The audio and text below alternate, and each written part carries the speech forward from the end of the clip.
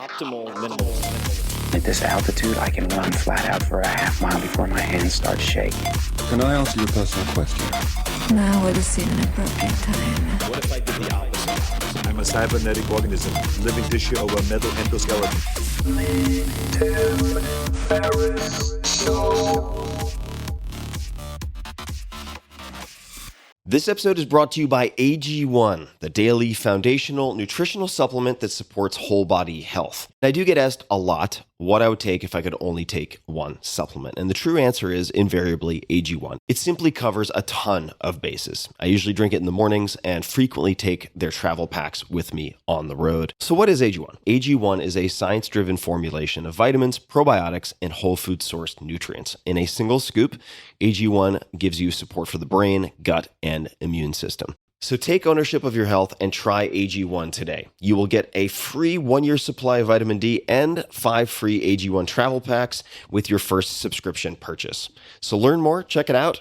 Go to drinkag1.com/Tim. That's drinkag1, the number 1, drinkag1.com/Tim. Last time, drinkag1.com/Tim. Check it out. A quick disclaimer. Google does not endorse or support the content of this episode of The Tim Ferriss Show.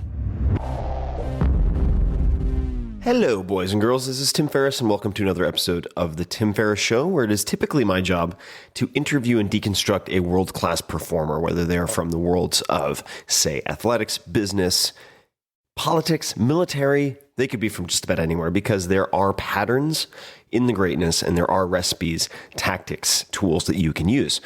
This episode is a little different. I visited the Googleplex, that is the Mountain View-based headquarters of Google, and had a public chat, and I was interviewed myself. And I made sure by selection of the questions, I knew at least the first 5 to 6 or so that we would cover some ground that has not been covered before. So there were questions such as, what has been the most important Stoic teaching that I've come across? How can we stay humble? How do I manage the many, many requests that I receive and the inbound that I receive? What are the, say, success factors or elements that have led to the success of the Tim Ferriss Show, this podcast? And the patterns that I've spotted. Where do I see myself in 5 years? If I could pick anyone alive or dead to be in my personal board of directors, who would they be? 3 people, let's just say. How do I experiment with my dog training? These are things that many of you have asked me about, and I haven't had a chance to cover before. We get into human longevity, insomnia, etc. So I hope you enjoy this. It is a change of pace. It is shorter than the usual. And as always, thank you so much for listening. Welcome, everyone. I'd like to introduce you to Tim Ferriss, author of the 4-Hour Workweek, Body, and Chef, host of the Tim Ferriss Show, the #1 rated business podcast on iTunes, and a serial investor. I'm your host, Jordan Thibodeau. So without further ado, let's give Tim a nice welcome.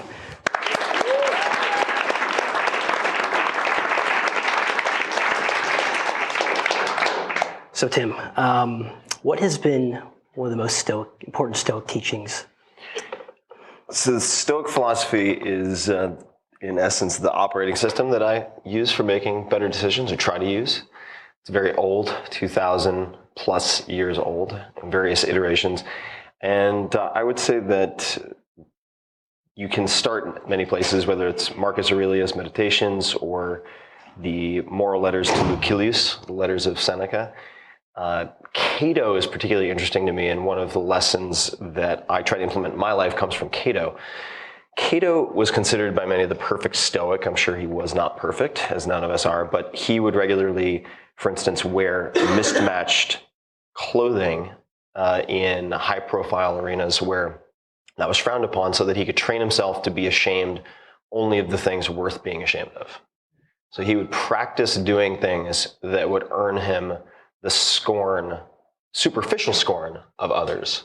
And the form that can take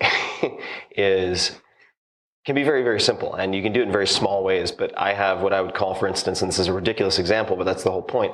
I have my party pants, which are these ridiculous pants that look straight out of Austin Powers. And I will occasionally wear those, not to the extent that I would offend some guest host, like dinner host and some super, I don't want to make enemies, that's not the goal, but I'll wear it in a place where I know that I'm going to get these sideways glances from everyone to try to inoculate myself against that type of superficial attachment to what others think.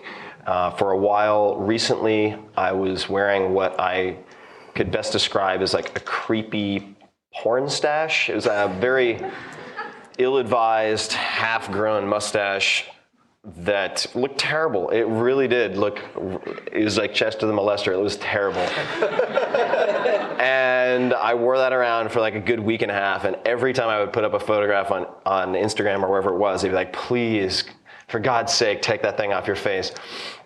And it was just an exercise. It was yet another exercise. And there are many different ways to do this, but I think that would be one that comes to mind, is regularly practicing things that you feel embarrassed by but shouldn't, that have no grander importance whatsoever, so that when you train yourself to not be embarrassed by the small things, then when it comes time to make big decisions, stand up for something larger, you will have the training that you need.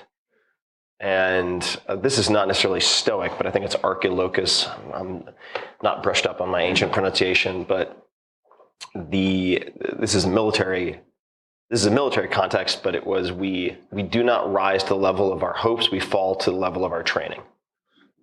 So what I like about Stoicism is that it offers practical ways of practicing this. The second would be practicing your worst case scenario. This is very similar, so it's kind of a larger meta example. Seneca, I think it's on fasting and festivals, or on festivals and fasting. I think it's letter 13, actually, in the Moral Letters to Lucilius, which I reread all the time, clearly you can tell. And to set aside a certain number of days, say each month, which I do, during which you will be satisfied with the cheapest and scantest of fare, wear the roughest of clothing, etc., asking yourself all the while, is this the condition that I so feared? So practicing poverty, which would then empower you to make decisions because you know the worst case scenario isn't that bad. And for that reason, among other reasons we can get into, I do 1 3-day fast every month. I do 1 7 to 10 day fast every 1 to 2 quarters. And there are other things that I do on top of that, but those are a few that come to mind. Excellent. In your podcast, you've talked about the monkey brain. Can you explain what that is? Now, the monkey brain or monkey mind is, I think, inside all of us in some capacity. It's this incessant internal dialogue, or maybe not even a dialogue. Maybe it's just some stern or irritating roommate that you have in your head. And we can all think back to, say, elementary school. I remember there was this kid in my class. He's always misbehaving. And I remember at one point he got up, it was like 3rd grade, and the teacher suddenly froze, and we turned around and he had a fork over his head. And he said, I am the master of the universe. And he stabbed an electrical outlet and just got like blown backwards. And then there was this kid who would walk over, and he would like build a building out of construction blocks, and then inevitably it would fall over when it got too tall, and then he'd just like lay down and cry. And I think that as we get older, we learn to not do those things because you'd be put in a straitjacket. But as a result, they're internalized. So like all day we're walking around with like some version or combination of all of those things. And the context in which I probably brought it up, the monkey mind, was as it relates to my morning journaling. So I do regularly journal. Sometimes I do what would be considered morning pages. Other times I use something called the 5-minute journal, which we could talk about. But the goal is not to write per se. I'm not doing it for someone else. I'm simply capturing my monkey mind, its litany of complaints or insecurities on paper, so that it's not caught on repeat for the rest of the day. I'm simply giving it a 2-dimensional prison or playpen so that I can then move on with my day and hit mute at least for a brief period of time on those things. But it's, I think that if you want to be less reactive, to be the author of your own life or business, career, whatever it might be, you have to be able to do deep work and think long-term and rationally. And for all of those things, you need to get very good at identifying where you're being overly reactive. To thoughts, to external factors outside of your control, whatever it might be. that ties back to the 5-minute journal.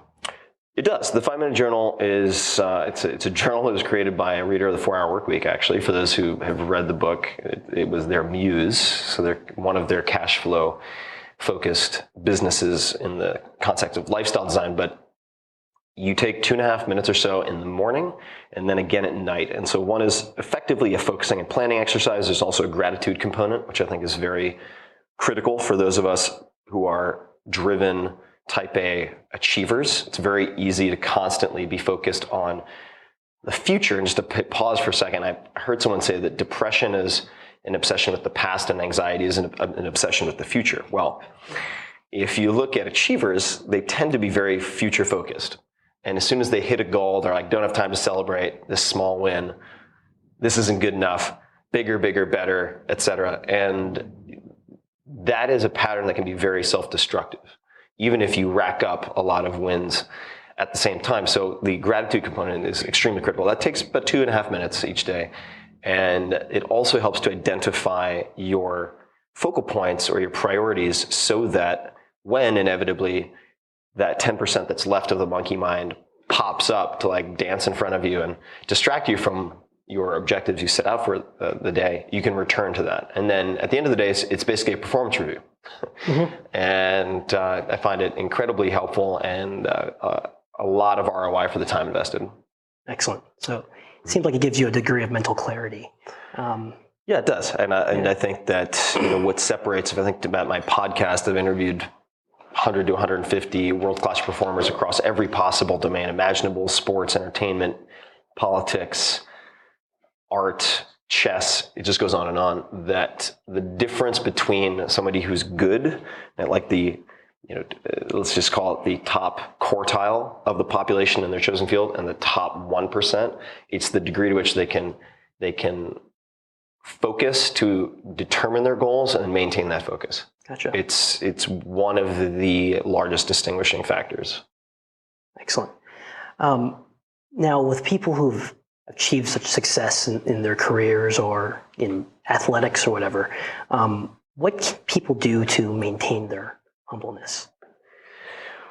Humility, I think, is not too tough to maintain if you create the proper environments. And I'm not a huge fan of self-control mm-hmm. or willpower. I think it's really overrated. It's like, oh, well, like fat people are fat because they just lack the willpower. It's like, no, that's a stupid, lazy answer or just a shite observation. Like, if you look at behavioral modification, it's like they just have lack of incentives. They have lack of social accountability. Maybe they don't have the information that they need.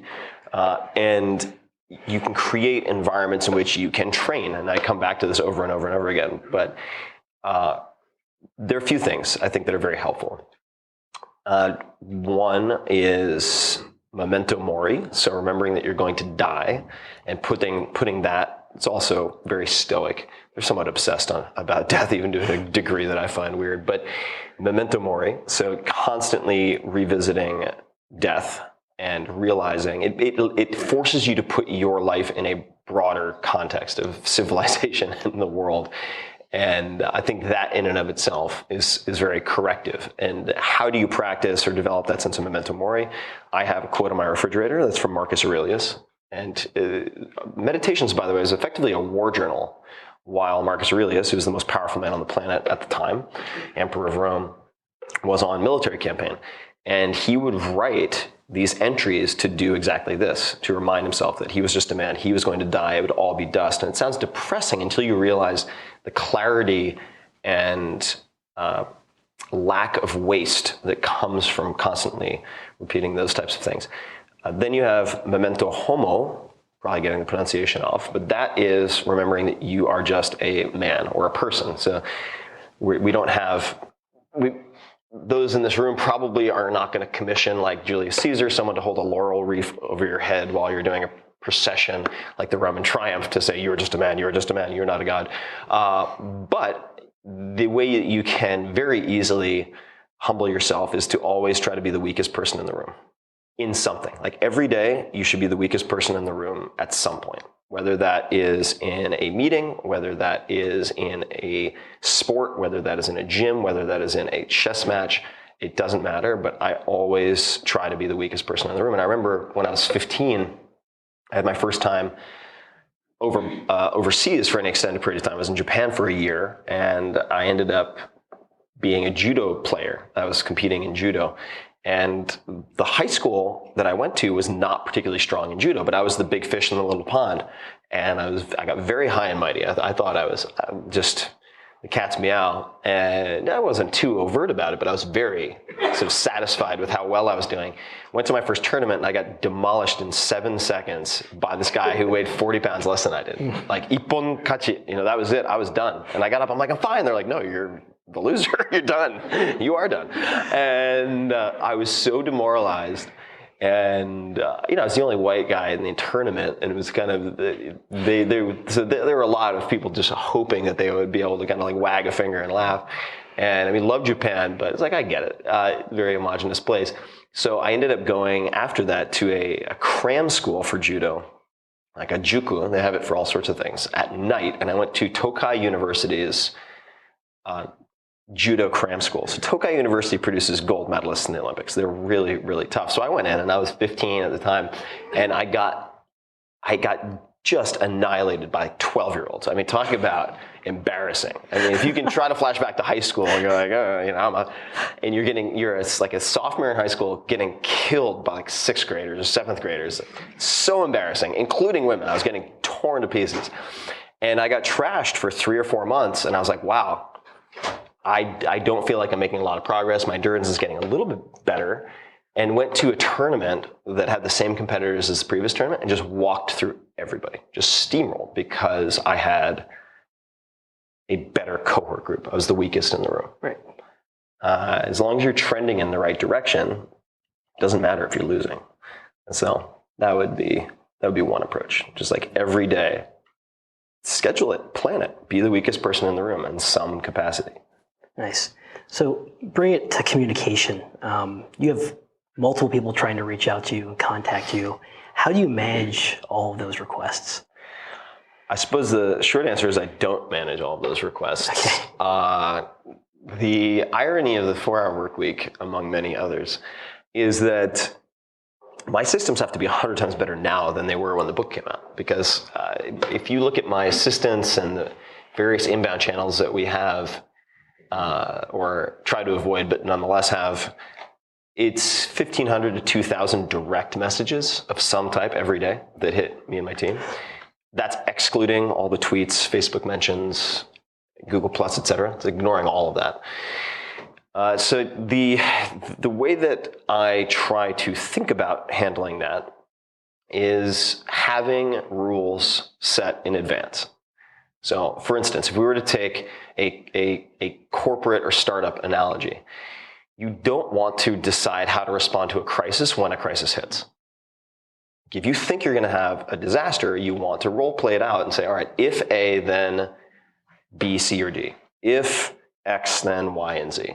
And to have a plan in place so that, and this all ties back together, if disaster strikes, you're not reactive. You don't make a impulsive decision that could destroy a lot of what you've worked to achieve, including your reputation. So with email, I have very particular rules, and I will block out periods of time. For instance, I'm going to take July, and I did this about 2 years ago in Bali. There's actually a good piece in Inc. magazine called 4-Hour Reality Check.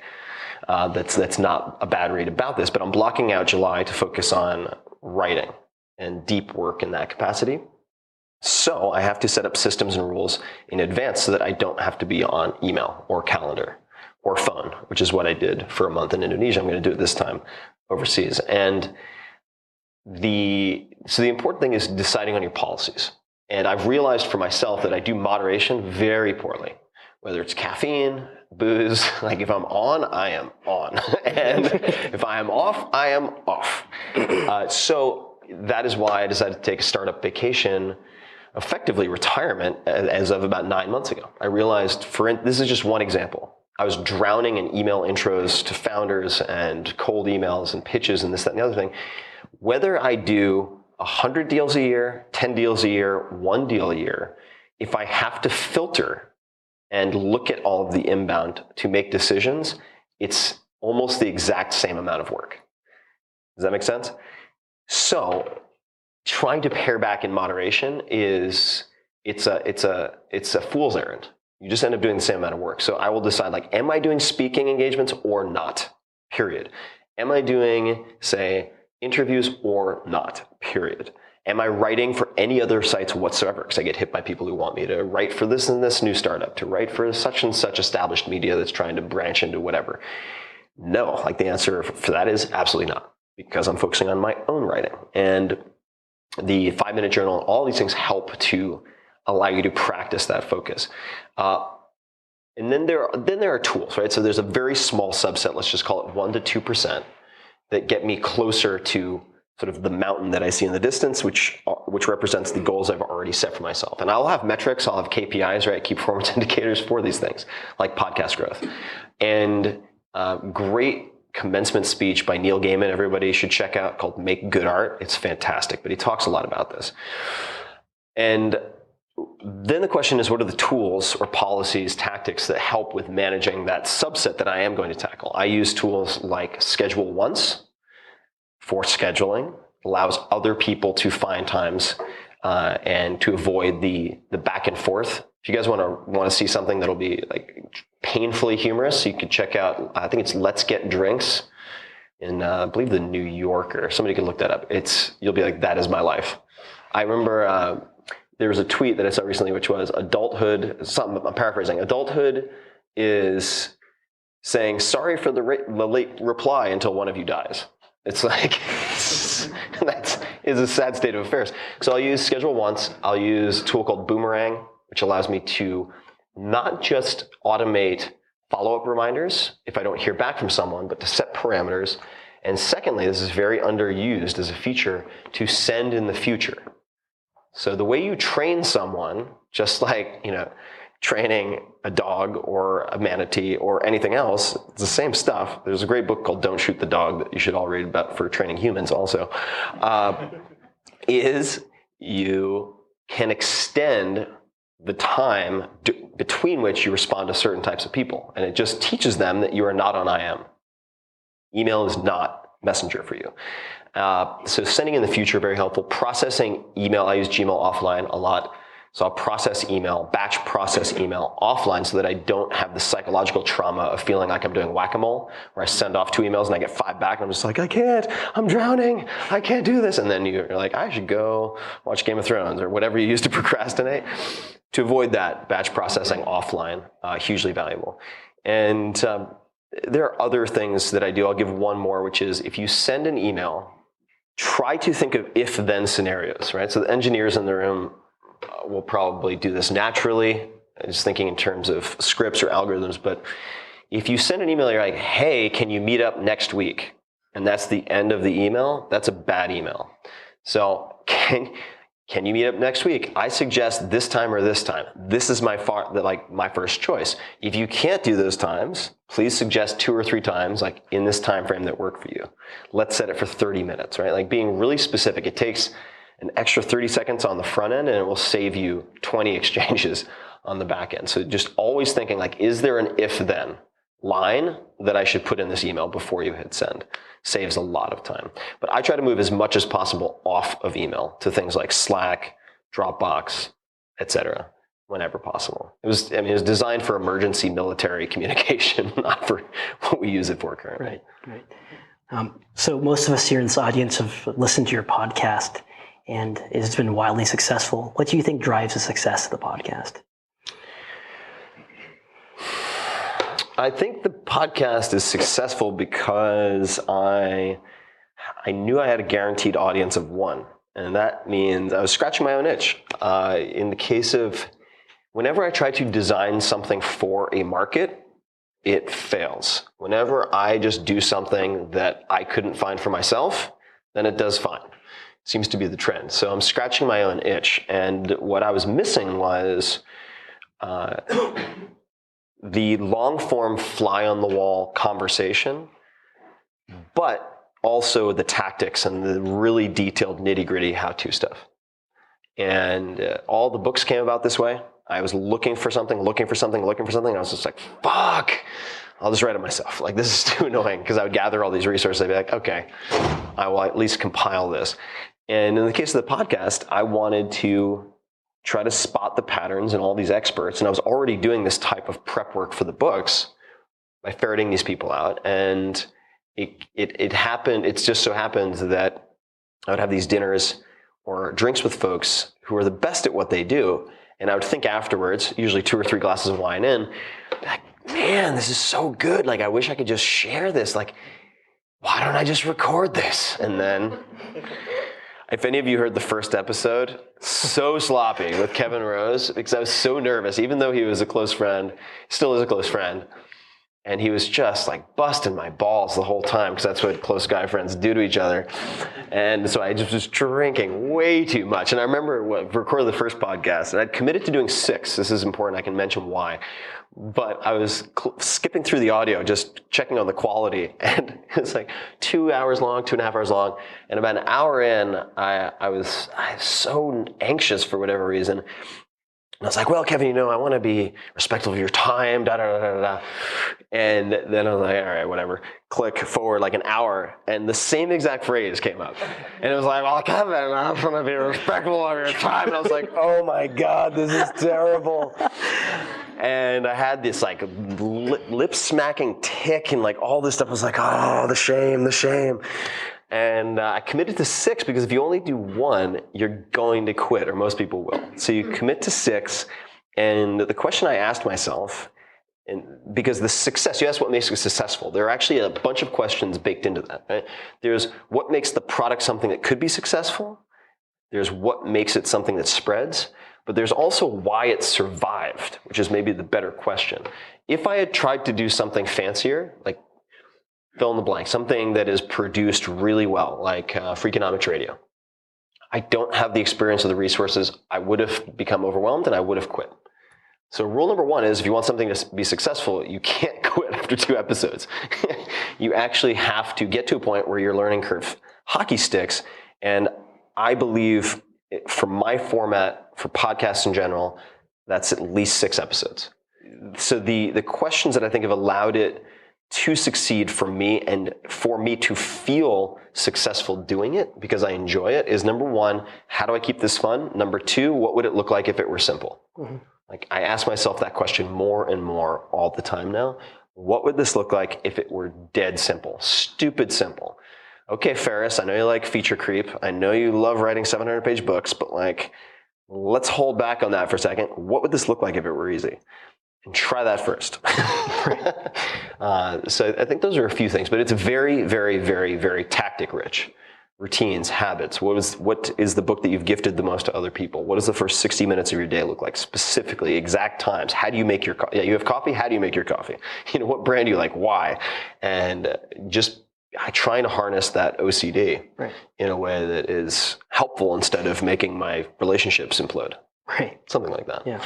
So I think that's been it. But scratching your own itch, it's like, if you have a guaranteed market of 1, i.e. yourself, like, you're ahead of 99% of the entrepreneurs out there. Right. Now, you've done almost like, 100 plus podcasts now? Probably 150 episodes. Okay. So now you have a wide enough like sample statistic to see of these successful people. Are you seeing commonalities as leading to their success in their careers? I think there are a few things that come to mind right away. The first is, now this could be a selection bias. Maybe I'm choosing people who are more prone to have certain things in common than others, or I'm attracted to people in a way that biases this. But at least 80% of the people I've interviewed across all domains have a daily meditation practice of some type. Certainly, if you want to cut down on monkey mind, the first step is just to become aware of it and kind of observe it like a really shitty comedy in your head. You're just like, what is my brain doing? This doesn't make any sense. And 20 minutes in the morning is a great way to do that. And I'm not particularly in favor of one versus another. I found TM, Transcendental Meditation, to be very helpful because it's presented in a very secular way. And I find the white noise of a mantra, the word mantra bugs me so much, but a word that you repeat over and over again, to be very helpful. But Vipassana, there's a good book called Waking Up by Sam Harris. Sam Harris, who's a PhD in neuroscience, has been on the podcast and talked about this. Tara Brach, also fantastic. 80+% have some type of meditation practice, even if they don't call it meditation. So I've for instance, interviewed Amelia Boone, incredible endurance athlete, the most successful female endurance athlete in obstacle course racing in the world. But also in like 2012 at the World's Toughest Mudder, I think it was about 1,200 competitors, probably 90% male. She came in second place out of everybody. That's a 24-hour race. I mean, she is super tough. And, she said, well, I don't really have a meditation practice. And I was like, what do you do when you're running? And she's like, I either listen to like one track over and over again, or I sing one track to myself over and over again. I was like, well, that sounds a whole hell of a lot like meditation to me. Then Arnold Schwarzenegger, for instance, this was a really cool example. He does everything 100% Arnold. Like when he goes, he really goes. And he did, I think it was Transcendental Meditation for a year. And then he felt like he hit a certain plateau in the benefits and he stopped. But he said that the benefits persisted for decades. Very, very cool idea. The prospect of that is very exciting. So meditation would be one.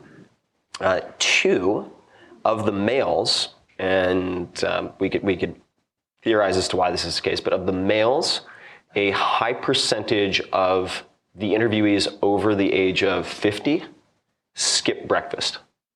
Very high percentage. Wim Hof, General Stanley McChrystal, tick, tick, tick, tick, tick. There's a long list. Pavel Tsatsouline, the Russian who effectively brought kettlebells to the U.S. Remember I asked him, my usual sound check question is, what did you have for breakfast? And he's like, breakfast, coffee.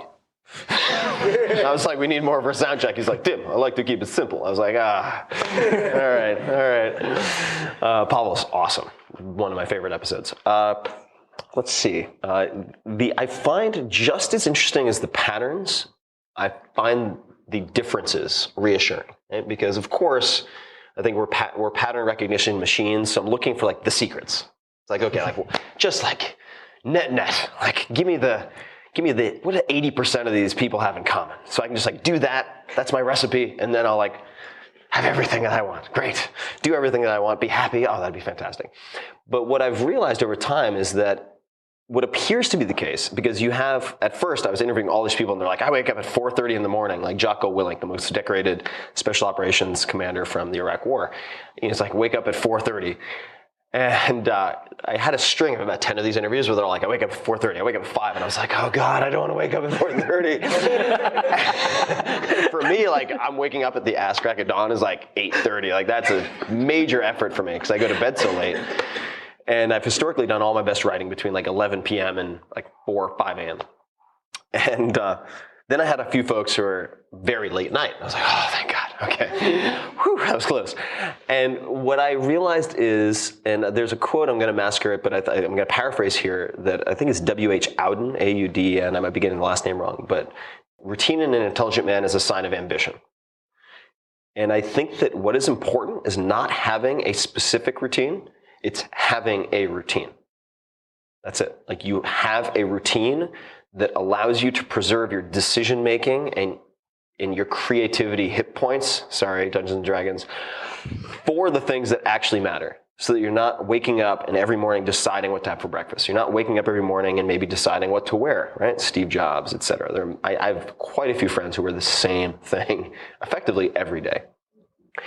So in what ways can you preserve your decision-making budget, your creativity budget for the things that you are uniquely good at and that really matter? And the answer seems to be you have a lot of routines. And you can have your own routines, but what's important is that you have a routine or routines that you stick to for periods of time. That seems to be, and there are many, many, many, many, many different routines, but those would be a few. A lot of them, the majority of them are insomniacs, so take heart. So just because you're an insomniac doesn't make you successful, but seems to be a symptom or a common side effect of a lot of their behavior. And then scratching their own itch. Almost all of them scratch their own itch. And this is actually super important. I think there's a lot of rah, like motivational speaker business advice out there that is utter horseshit. And I think one of the biggest delusions, illusions, or just hoaxes is like optimism, think big, the passion's going to drive you. Like that's how the people who are really successful are successful. That might be the story you read about in the magazines because it makes for a fun hero's journey type of story. But the people that I've been most impressed by ask themselves all the time, what is the worst case scenario? They're budgeting for the downside. So in other words, they're not using optimism to allow them to take action. They're not just like, you know what, I'm going to jump off the cliff and grow wings on the way down, or whatever the cliche is that you might find on like a calendar in Office Space.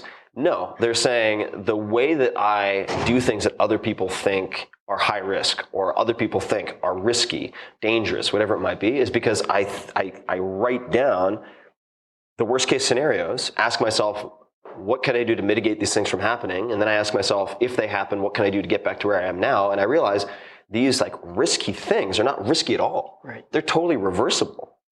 They're just speed bumps if anything goes wrong, really, in the grand scheme of things. And so they get a lot of at-bats. Mm-hmm.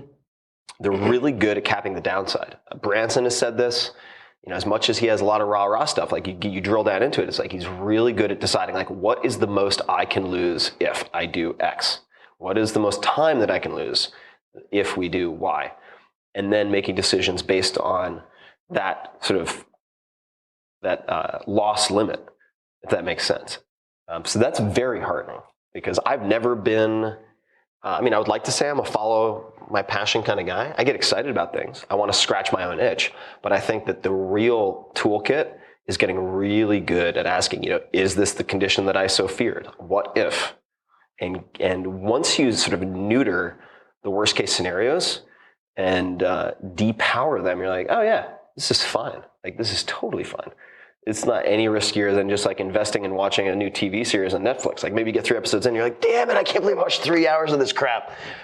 And you choose another serise. It's not the end of the world. Right, no, that's true. Narcos, watch Narcos. Very good. So good. Can't wait for season 2. So good. Yeah. That was such a head fake at the end.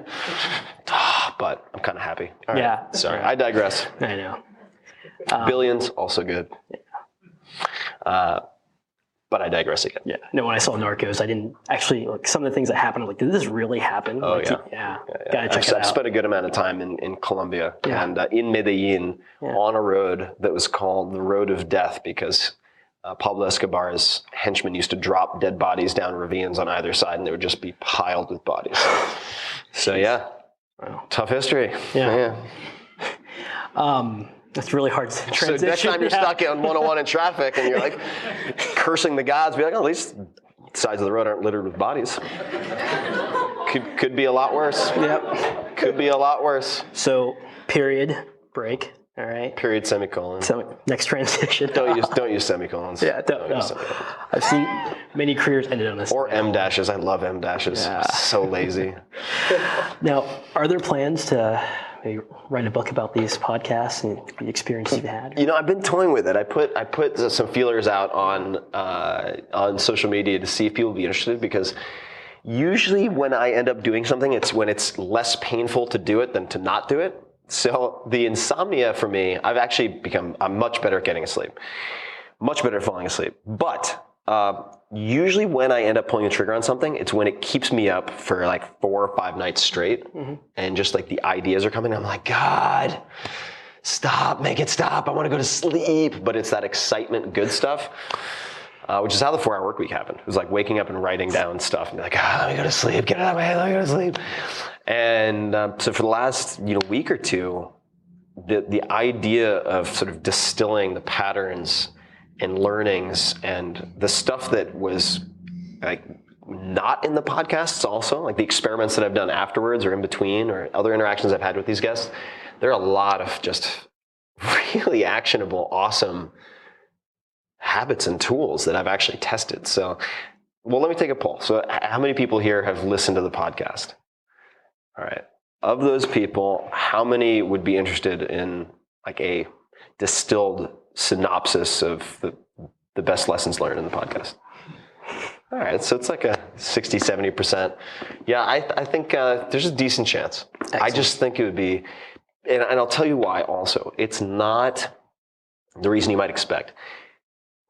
What I suffer from most, what pains me the most about the podcast is the embarrassment of riches that comes out of a 2.5 hour conversation. Because I have one of these coming out a week. I don't have time to actually digest and reflect on all the stuff that I'm putting out. Right. I do as much as I can, but I just don't have the bandwidth. And now I've done 150. I'm like, in part of me is like, I don't need to interview anybody else. This is enough. Yeah. I want to do it because I enjoy it, but I'm like, if you can't figure out how to improve any aspect of your life from these 150 people across 100 different disciplines, you're an idiot. Tim Ferriss talking to myself. So it's go back and review, idiot. Right. You've done tests before. Life is the test. Start studying, or you're gonna have a panic attack. So this would give, if I were to go back and try to distill all this stuff, it would give me the incentive and opportunity to do exactly that, to go back and actually pull out all these things. Oh my God, that's right. The most successful people in the business and investing realm recommended Sapiens. This book on evolutionary biology, effectively. It's that's weird. Oh yeah, I forgot about that. Maybe I should read Sapiens. Yeah. Fill in the blank. There's so many examples like that. So it should be done by July, right? Alas, I'm fast at many things. Book writing is not one of them. But it certainly would not take as long as some of the soul-crushing projects that I've allowed myself to expand from. 4 Hour Chef was supposed to be 250 pages, ended up 670. After 250 pages were cut, it's what was I thinking? Oh yeah, I'll do 30% of the photographs myself. How hard could that be? Oh yeah, turns out photography, really tough to do well. Yeah. So I'm trying to learn from my mistakes. So I got 2 more questions before we go back to the audience. The first question is so good that I almost forgot it. The first question is, what are your plans? Where do you see Tim going in the next 5 years? Tim in 5 years. Tim sees Tim. This is Hulk speak. I see in the next 5 years, well, let me pause before I answer that to say I've never had reliable 5-year plans, 10-year plans, or otherwise. And I treat my entire life as a series of 2-week experiments and 6-month projects because, and maybe this is just the way I cope with life and decision making, but I feel if you make a 5 or 10-year plan that you can reliably hit, almost by definition, you have to set a plan that is below your current capabilities. Right? If you're an A student, you have to set a C+ plan for it to be 100% achievable. That, I think, is just a great way to paint yourself into a very unattractive corner. So 2-week experiments, 6-month projects is kind of how I view my whole life. But if I had to guess, I would say 5 years, less hair, better gymnastics, which is my new thing, one of my new things.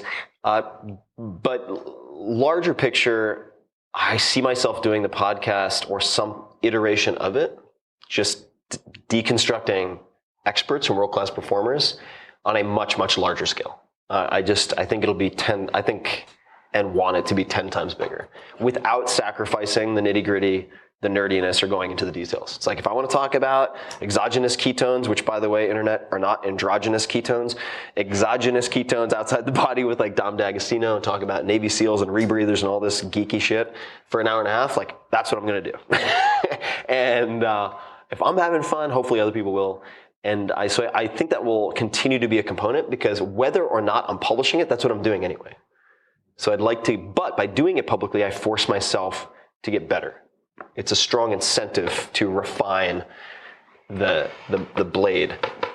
I think that, there's a chance I'll have family. We'll see about that stuff. We're going to have a conversation about my thoughts on marriage and relationships. That's a whole separate thing that requires a lot more tequila. Or maybe a 4-hour work week. Yeah, that's a whole separate thing. Yeah, 4-hour parent not coming anytime soon. Somebody was like, what about the 4-hour relationship? And I'm like, what is that, a guide to one-night stands? I mean, That's a best case scenario. Feel like other people have written that book. Don't need to do it. I think 5 years from now, I hope to be better at simplifying. I think I'm good, but I know I can be better. I would like to. This is the first time in a long time that I've ever said this. Like, I want to still be doing what I'm doing with the podcast. I'm just really loving it. And like with books, if anybody, well, I know there are people in the audience who've written books, and I'm not going to have anybody confess their sins now, but it's like you get through a book, and I remember I was 90% done with the 4-Hour Body, and I was talking to this author. I'm like, God, I'm so bored of this. Oh my God, I can't stand rereading these chapters. I'm 90% done. I'm almost there. He goes, oh, congratulations. You only have 50% left. And I was like, oh God, you're so right. And it's just so painful to give birth to these things. It's like crowning with like a, Tony Robbins' head. That sounds terrible. But it's like, Tony, I love you. You know that. But it's just like an image of birthing. I would have preferred Total Recall with Arnold and Quado. Or Arnold. Quado or something. Yeah, so probably also painful and kind of freaky. So let that haunt your dreams, everyone. But with the podcast, it's like when I finish a good interview, I did one with B.J. Miller, especially with someone who's not widely known. B.J. Miller is a palliative care and hospice expert who's helped 1,000 people or so transition to death. And I finish and I'm just like, I feel so much smarter after having had this conversation. And it just makes me so stoked to do it again a week later. So I want to be continuing along those lines. But I fully expect that doors will close that I think are currently open. Doors will open that I don't even know exist at the moment. And that's part of the 2-week experiment, 6-month project plan. So I'm okay with that. Gotcha. And that's part of what makes it exciting, quite frankly. Mm-hmm. If I had a predictable plan, I think I would run out of steam. I wouldn't have the gasoline or the electricity, those of you who drive Teslas, to make it work. Right. And I hope to be I don't think I take myself too seriously, but I hope to, even to a greater extent, be embracing and creating absurdity in the world and laughing at myself, because I think it's very hard to get anything serious. I think it's really hard to get anything truly big and serious done if you take yourself too seriously. Another reason why I do drunk Q&As sometimes on the internet. I'm not drunk right now. I can verify, yeah. For the final question, let's say you had a personal board of directors and you could put 3 people on there, living and dead. Who would those people be?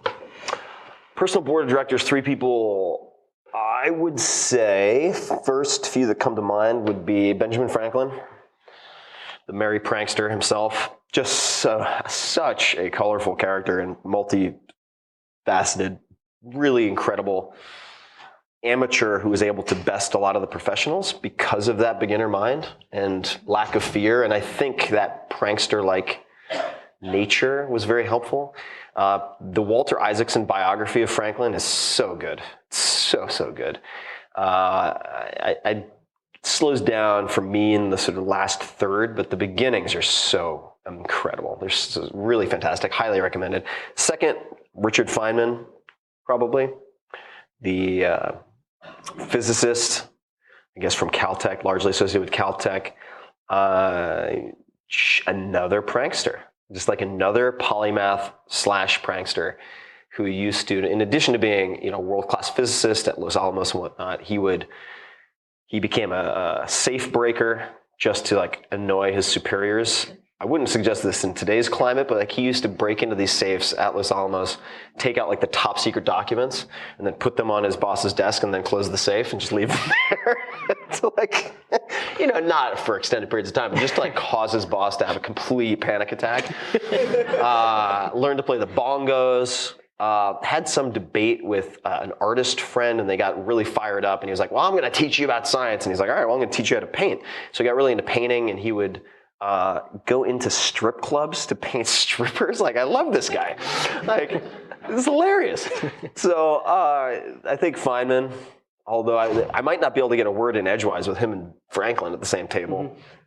And then probably need some like serious person with some scars. So, I mean, not that they aren't serious, but maybe like a Marcus Aurelius type, who's like somebody who's had like the weight of the world literally on their shoulders and has had to make life and death decisions, like, yeah, I think maybe a Marcus Aurelius. I'm not sure if I could get him to laugh much. Maybe a Musashi, although he'd probably kill all of us. Musashi Miyamoto or Miyamoto Musashi. Anyway, yeah, I'd say Marcus Aurelius. I'll go with him. Sounds good. So thank you so much for coming out. I listen to your podcast every week. Thank you. And to actually see a face that moves with them is a neat experience. His head is so much bigger than I thought. Do look like a bridge troll. I apologize for that. Sorry, I look like a bridge troll? No, I look like a bridge troll. Oh, this is good. We're getting limbering up. No, I look like a bridge troll. Look at this thing. It's like a I don't know, narwhal or something. All right, continue. Sorry. So I actually have a Molly question, which, by the way, where is she? Molly. Totally thought you would have brought her with you. Yeah, so Molly is my pup. She's about 11 months old. She's hiking right now. So she's probably in the Marin Headlands with a walker. That was not the full my question. Yeah. So I know she's 11 months old. I actually have a 9-month-old puppy, so follow a lot of what you talk about in your 5 Bullet Fridays about her and the toy that spits out food. And I know that you do a lot of testing experimentation on yourself. And I was just wondering, as you're raising a puppy, not inhumanely, but do you do any kind of testing experimentation in her training? Right. So testing and experimentation with Molly. So in between the beatings, you mentioned humane. No, no beatings, no beatings. I'm testing all the time.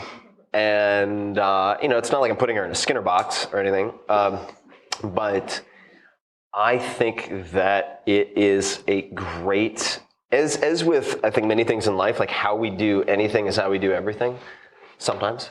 And I found that getting better at training Molly, being attuned to her needs, but also being consistent with my training and sequencing the training in the right way. So just in the 4-Hour Chef, when I talk about meta learning and DISC, like deconstruction, selection, sequencing, I approach dog training the same way, which is really just animal training, including humans. So don't shoot the dog, great framework to start with.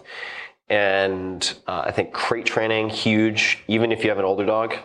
I think that clicker training for just precision, super helpful. Karen Pryor's pretty good for that also. And training for attention as a prerequisite to all other skill training.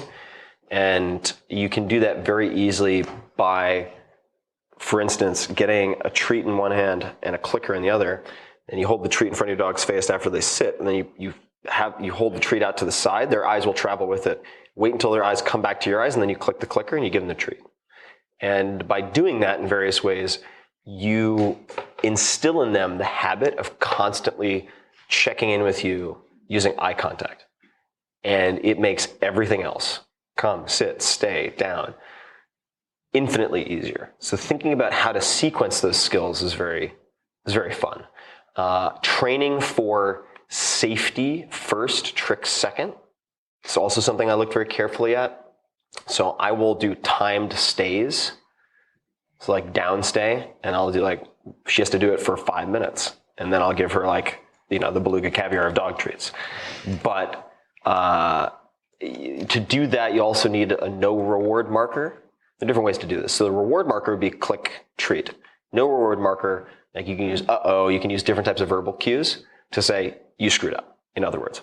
And always getting your dog, sorry, this is something I'm really into. So using sit for please is another thing that I think is very helpful for safety and is a prerequisite skill. Anytime she wants anything, sit. And that's like, duh, okay, tell me something I don't know, but I'll give you a variation that you might not think of. Anytime I open a door, she sits first, I go out next, then she looks at me and I go, okay, and she comes through the door. This means your dog never jumps out of the car when you open a hatchback and gets hit by another car. Will never happen. Well, I shouldn't say never say never, but you've just decreased the likelihood infinitely. So those are a few things that I've played around with, but I think the sequencing of skills is something that most dog training books do extremely poorly. There's one book that I'm hoping to acquire and just give away for free, quite frankly. It's really thin. It's called Command Performance, and it's a short compilation of 2 pages per behavior, put together by the Whole Dog Journal. I'm sure it's based somewhere in Northern California with a name like that. Maybe Portland. And I would start with that. I think it'll go a really long way. There are also some YouTube channels that I think are helpful. Kiko Pup, Kiko Pup is one that I found very helpful. But you run into the same issue that you run into with any type of coach. Like jiu-jitsu is very problematic for this. Everything is where the instructor walks in, they just kind of decide on the technique du jour, and then they teach you that, but there's no sequence, there's no progression. And with dogs or humans, if you want the best result, you need progression. So those would be, long answer, but thanks. I have an online question. There's a lot of talk and focus on human longevity. What would you actually recommend people begin doing as they approach their 40s and beyond for a minimum effective dose? Man, if you're in your 40s, it's just too late. Pick out your casket at Costco. And, no, I'm almost there myself. The preface has to be, I am not a doctor, I don't play one on the internet, this is not medical advice, blah, blah, blah, talk to qualified professionals. But if I were to, or maybe I am already, if I were to pursue increasing lifespan, it would not be at the expense of performance, number one. I just enjoy performance too much. So it can't make me like a sexless, listless, depressed person, which a lot of things that extend lifespan do. Really, really extended caloric restriction, have fun with that. You'll wish you were gonna die sooner. So I'm not gonna do that. But I do fasts to purge precancerous cells. Like by the time you're 40, almost everybody will have what you could consider precancerous or cancerous cells. What you don't want is uncontrolled growth of those cells. And you can affect that by understanding the idiosyncrasies of cancer metabolism, but just to keep it simple, you want to experience ketosis and or fasting for semi-extended periods of time. To me, that means at least 2 to 3 days. This is all a work in progress, but it's based on good literature. So I would I do 1 3-day fast, meaning water, per month. Typically, I'll finish Thursday dinner and then fast Sunday dinner. And I may combine that with, this is addressing cancer in part. There are other mortality causes, of course, but I might use hyperbaric oxygen at like 2.5 atmospheres for 60 to 90 minutes, 3 times a week. That's straight from Dominic D'Agostino, who I had on the podcast, who's looked at the use of hyperbaric oxygen, not only ketogenic diet and fasting, but also exogenous ketones, like mixing up a powder and drinking it like Gatorade, and how that can extend lifespan in rats in different species. Other things I would consider if we're looking at pills, because everybody asks me about this, I would say the medication that has the most support that I find compelling would be metformin right now. Glucophage. So you could look up metformin. There are side effects, but I do know a lot of MDs who are using it prophylactically to extend, to decrease the likelihood of dying from a few different things. Okay. Those would be first to mind. Excellent. Don't drive a car. Maybe number 3. Yeah. Quick question. How did you manage to conquer your insomnia? And what's the delta from 4-hour body to now? Mental interventions, physical ones. And especially when it comes to mental ones, how did you figure out, or how could one figure out what is keeping them awake at night, or what makes their sleep quality poor? Good question. So insomnia, what has helped me the most? There are a few things. I would say they're the obvious ones, but sometimes the obvious are important. Let me address the variable question first. So there are controlled studies where you're looking for a certain p-value and you're looking for a certain power, and you care a lot about isolating variables. If you care about results first and foremost, you can still identify what the primary movers are, but I'll do it after the fact. What I mean by that is right now I have extreme elbow tendonitis. Actually, I've fixed most of it, but that's a whole separate conversation. And I did it by throwing maybe 6 variables at it at a time. And I do 6 at a time, and then if it helped, I could then, because I cared first and foremost about training, I could remove variables and see what the impact, reversal of effects, etc. was. So generally I'm throwing quite a bit at the problem and then removing variables once I have a winning combination. For me, with insomnia, it was replacing coffee with tea. You can go with pretty high-powered tea, or you can start with decaf tea and actually take a Vivarin caffeine pill, cut it into quarters. So now you have, let's just say hypothetically, 25 milligrams a quarter, and you can start decreasing your caffeine intake as a known quantity as opposed to a cup of coffee, because it's very highly variant. So you could have like decaf plus 100 milligrams first day, right? And then you do that for 3 days. Next, you go to 75 milligrams, 50, 25. So that's one of the more effective ways to decaf yourself. That was one, is then limiting caffeine consumption past about 5 p.m., but everybody's heard that stuff. Two that I found tremendously impactful that I did test in isolation would be one, some type of meditation in the morning. So 20 minutes, let's say. You could start with 10, use an app like Headspace, which has been very popular with a lot of my fans. Meditation in the morning depends a lot on your cause of insomnia. For me, it was the monkey mind. It was just the machinery. I couldn't get the cogs and the wheels to stop moving. I was still in problem-solving mode. Meditation in the morning, reading fiction before bed, right? To take you into a storytelling or story consuming as opposed to problem-solving mode. Using Flux or something like Flux to change the light emitted from your laptop or screen. And last, how should I do this? A friend of mine found microdosing with psychedelics to be very helpful in a sub-hallucinogenic level with perhaps psilocybin or something along those lines. Did a podcast with James Fadiman, talked a lot about this. God forbid you think I'm suggesting that. I would never. Highly irresponsible. But, I don't make the news, I just report the news.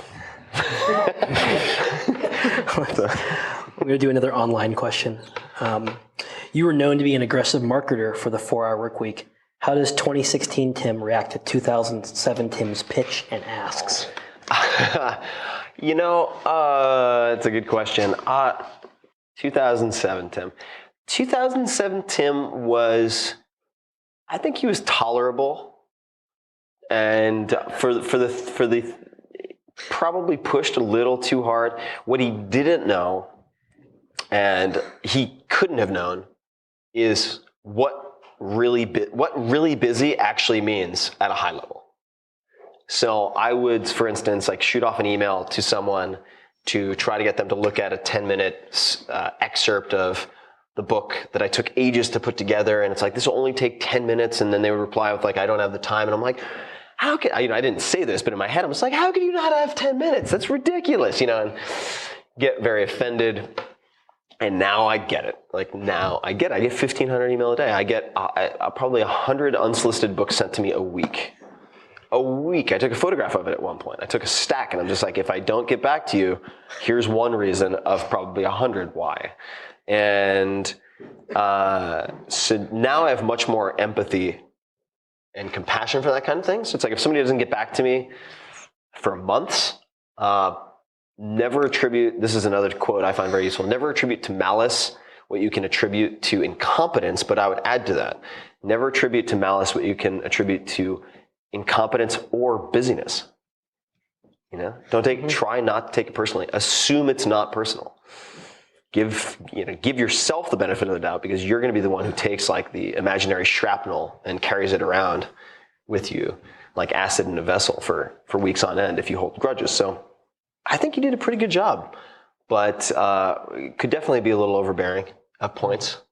But I don't know if that's something I would change. I don't know. I mean, I'm too maybe superstitious to think that would be, I'm pretty happy with how things worked out. So I'm not sure I would have changed anything. Yeah.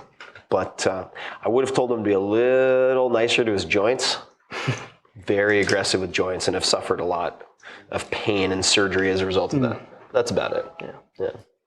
Hi, Tim. I have a question around the experiments and projects that you lead and do on your own. I'm wondering about vision. So you may not have a 5-year plan, but what is the vision towards what you orient towards on your day-to-day basis?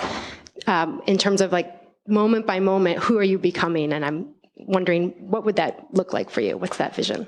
Yeah, the vision for me is a tricky one, unless I take it really literally, and it's like in like the Dances with Wolves, like Sweat Lodge kind of sense, which that's also maybe a conversation that requires some level of other substances. But in terms of who I would like to be, I mean, I saw this, it's so cheesy, and I have a better answer, but I'll put it out there anyway. Because I do think about it with Molly. It's like, I saw this billboard at one point, it said, be the person your dog thinks you are. And I was just like, that's actually really good advice. Like, that's actually really, really profound advice if you kind of think about it. But the vision, I think, would be, let me try to back into this. So why build the podcast? Like, why? I mean, why put out more books? Why do these various things? Why focus again on editorial? Like, I'm backing out of the startups, focusing more on the creation and the interviewing and the research. And I feel like that is my Archimedes lever for larger change. And to give a precise example, I've spent a lot of time around lawmakers and politicians. I can't play that game.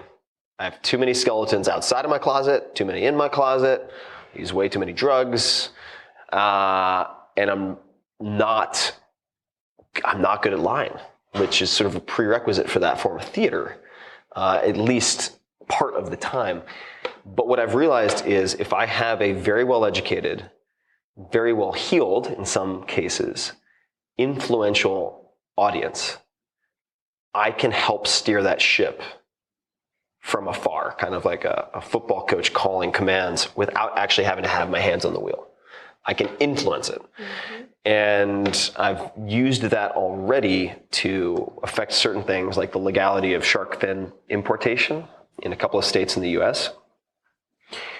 In the process of funding research into using, for instance, psilocybin to address treatment-resistant depression at Johns Hopkins. And those are experiments that will ultimately lead me to probably change or attempt to change laws and policy. Because you can be a chess piece on the board. You can be the best piece on the board, which is better than being a pawn. That's kind of where we all start, I think. Then you can be a chess player. Then you can get very good. Then you can be the person who designs the game in the first place. And ultimately, in that sort of cascade, that's the most powerful position. Yeah, and then you change the game. That's good. Then you change the game. So I think that on a greatest impact for the greatest number of people, I don't want to lose the one-to-one, which is why the podcast and providing people with things they can start now, immediately start using tomorrow or today is important to me. That's the micro that can affect the macro, but directly affecting the chessboard is something I want to do, but I'm playing a long game with that. Because to do it right, I have to approach it very, very methodically. For me personally, I think that I want to be more, and I am much better, but to reflect more on to be happy with what I have and to constantly reflect on how fortunate I am in so many ways. Because if I don't do that, nothing I get will ever make me happy, content, fulfilled. And I'm really good at achieving. Like, I can knock down walls. I'm really good at it. But that is only one side. It's only one piece of the whole equation. And on top of that, I would say, and this is a twofer, is practicing and immersing myself, recognizing that I'm a social animal. Humans are social animals. So spending a lot of time in groups. That means mixed groups, meaning mixed gender. It also means, and this is very out of favor as a topic of conversation, like small groups of men for me, and spending periods of time in that environment. It's just, I find it inexplicably, in a way, therapeutic. And I think that if you look at our evolutionary biology, you look at tribal societies, my most recent podcast with Sebastian Junger gets into this quite a bit. We're in such a sensitive political climate. I'm not telling you to run around and touch everybody, but like there's like no physical contact. And it's extremely, I think, problematic for us as organisms to live the way we currently live. So I think I need that, and part and parcel with that is developing greater compassion and empathy, or just rediscovering that. So long answer, I apologize, guys, but that's, if I had to reflect on it for me personally, that would be. Yeah, thank you. Thanks. That's good. We'll do one online question and then one more in-person question. So for the online question, you've experimented with interview structure of your podcast a few times, sharing a bottle of wine with AstroTeller. What has worked the best? I've tried many things in interview formats. I've also tried non-interview formats for the podcast. And part of what is great about treating things as an experiment and being very vocal about the fact that you're doing that is that you get like hall passes to do all sorts of zany harebrained shit, which is great. So I've done the wine. No big surprise. There's a point where there's a tipping point where it's like wine makes you funnier, and then you just feel like you're getting funnier, but you're no longer funny. There's definitely a point where the whole scale flips on that.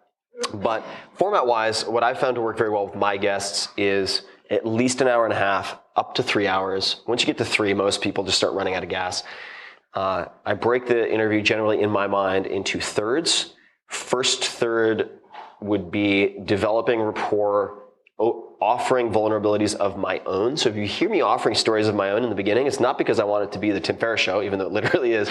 I don't want it to be just me talking. I'm offering vulnerable pieces so that they will reciprocate. And that's something I learned from Neil Strauss. It worked really well. So I'm trying to crack the ice. First third is basically getting through some of their bio, or not getting through, it's interesting stuff, covering some of their bio, current projects, and breaking the ice, and also getting through some of their sound bites. Second third would be audience questions oftentimes, or questions informed by the audience. And then the tail end of that second third is whatever they want to pitch or talk about or promote, if they have something. Then rapid fire questions, and sort of my usual set. And then the close. And I find that structure works very well for me. In my experience, it takes at least an hour, sometimes more, unless you know the person already, to get through their usual shtick. And if you do a lot of media, as I do, I'm as guilty of this as anyone else, we talked about preserving your decision-making creativity hit points. One of the ways you do that is you figure out which stories and answers work really well, and you just use those over and over again. But I want to get original material, so you have to burn through that, and it takes about an hour, hour and a half. That's the general format. There's a lot of prep that goes into that, of course. Other formats that work very well that I hadn't seen any other podcasts try, but again, asking the question, what would this look like if it were easy? I was like, man, it's really hard to schedule with these people. These are really, really busy people. It's super hard to schedule. What if I just had the questions submitted and voted on Reddit or Facebook or somewhere, and then took the top 10, emailed them, bought them a mic, ATR 2100 is my favorite kind of all-purpose mic, USB, on Amazon Prime, shipped it to them. It's just like, you know what? Record whenever you want. We don't have to schedule a time. Just repeat the question, the person who asked it, and then give the answer. And some of those have turned out spectacularly well. Maria Popova of Brain Pickings killed it, so good. Sam Harris killed it, just so good. Some of them are better than others, of course. But there are quite a few formats that work well. I do like the wine, but I've realized you got to segue into the wine halfway through, or you're going to be really sloppy for the end. So I think the Matt Mullenweg episode that I did, where we started with tea and then segued to tequila for the second half, that was a good format. Right. We didn't get too off the rails. Works out well. In the many podcasts and books that you've written, you've done a tremendous amount of individual experiments, and so have your guests. But my question is okay, let's get back to your tribe here that you want. Let's say if you have a bunch of adult followers and you want to make your own tribe, what would you basically have them do, whether it's for their own betterment or for your own personal experimentation? Meaning, what would I have them do for the greater good, or what would I have them do to solidify their own tribe? I mean, actually, let's just say you have an adult boot camp. You get a group of people, however, let's just say, I don't know, 20 people or something like that for 30 days. And I'm kind of wondering, would you run an experiment, or would you? If I wanted them to be as tight as possible after the fact, if I wanted them to be as tightly bonded. Actually, that's part of the question. You know, I guess what would your goal be? Because I mean, like I said, for their own betterment or for your own experimentation. Yeah, if I had an adult boot camp with 20 people, I would have equal. This might come off the wrong way, but either equal numbers of men and women or just men. And I would find someone who's in my position, who's female, to lead the equivalent for women. Because I would like to think I have empathy, but I don't have enough empathy to understand what it's like to be a woman. I'm not a woman, right? Last I checked. So it could be split, in which case there would be like together activities, but also sort of gender specific. Not gender specific. They'd be doing this exact same thing. They would just be in different groups. And the activities, so I wouldn't have a goal. It wouldn't be like, Fight Club, Operation Mayhem at the end or anything. I wouldn't have like a single thing for them to do afterwards. Potentially, actually, I take that back. There would be a lot of hardship and suffering. No, I'm serious. There's too little productive suffering in the U.S. right now. And it's like, oh, you got 27th place. Here's a gold star. No, that does not help anyone. It really doesn't. So getting good at failing and overcoming it and coming back from it, that's the real world. Like, that's what I want to train people to be able to handle, right? Because if they're used to like fighting each other in those big blow-up sumo suits, and they're like, I'm awesome, and they go out and then get like round kicked in the head by a UFC fighter, they're just gonna be like, what the fuck just happened? They won't be able to recover from it. So I would have probably some element of fasting, because most people are not familiar with the true sensation of being hungry. I wasn't for decades, like really hungry. Not like, oh my God, I'm grumpy. I'm hangry. I haven't had cashews in 4 hours. No, like really hungry. Like you haven't eaten in 3 days hungry. And there'd be an element of fasting. There'd be an element of physical discomfort or pain. I'd probably have people doing outdoor activities like building debris huts or something like that.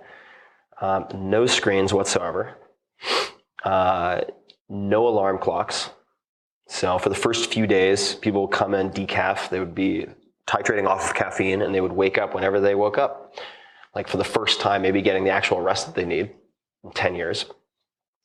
And I would spend a lot of the time, and this is straight from Sebastian Junger, I think he was talking about what he would do in 9th or 10th grade.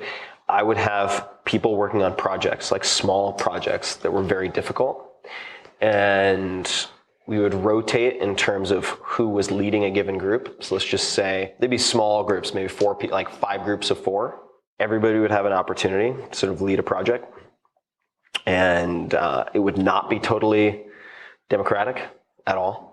I could be like, okay, like you guys, like people who are like 1, 2, 3, 4, 1, 2, 3, 4, 1, 2, 3, 4. Okay, ones, raise your hand. Okay, you're the dictators. That's it. Everybody has to do exactly what you said. This is not like a flat organization. No, like you are like the platoon leader. That's it. Or maybe not the best analogy. You're the dictator. And every exercise would be intended to put people out of their comfort zone, physically, emotionally, psychologically, mentally, so that when they come out the other end, they are better at, this is probably the only part that I might teach, because we do postmortems on all of these, would be the ability to learn quickly and the ability to teach other people. And my goal all along in a way has been to create like a benevolent army of people who are expert learners, like incredibly high level, top 1% meta learners who can learn to be better at anything I've done, who can then teach people in turn to be better than they are. That seems like the right trend. So I think I've actually fantasized about this, like adult boot camp thing. Haven't we all? I've fantasized about it a lot, but it would just be like camp pain. It would just be like, it's not, but I mean, you look at the success of like Tough Mudder, Spartan Race. There's actually a good doc coming out soon. I really enjoyed it. I know the guy who produced it, called The Rise of the Sufferfests. I think there's part of us that really subconsciously yearns to be tested. Like nobody's really tested these days, and like in a holistic way, like a really painful way. There's no rite of passage. So, but I think we're programmed to need that, to want that. So, yeah, I think the camp might get pretty low reviews given the amount of pain involved. Yeah. Or I just have like a religious following of masochists. I don't know. But yeah, I do fantasize about it. But yeah, the goal would be master meta learners who have a high pain tolerance, who have expanded their sphere of comfortable action and are really good at helping other people to do the same thing. Well, Tim, thank you very much for coming and speaking to us. Really appreciate it. My pleasure.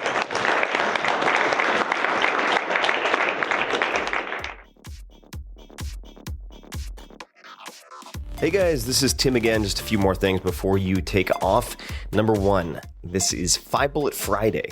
Do you want to get a short email from me? Would you enjoy getting a short email from me every Friday that provides a little morsel of fun before the weekend? And 5 Bullet Friday is a very short email where I share the coolest things I've found or that I've been pondering over the week. That could include favorite new albums that I've discovered. It could include gizmos and gadgets and all sorts of weird shit that I've somehow dug up in the world of the esoteric as I do. It could include favorite articles that I've read and that I've shared with my close friends, for instance. And it's very short. It's just a little tiny bite of goodness before you head off for the weekend. So if you want to receive that, check it out. Just go to 4hourworkweek.com. That's 4hourworkweek.com, all spelled out, and just drop in your email and you will get the very next one. And if you sign up, I hope you enjoy it.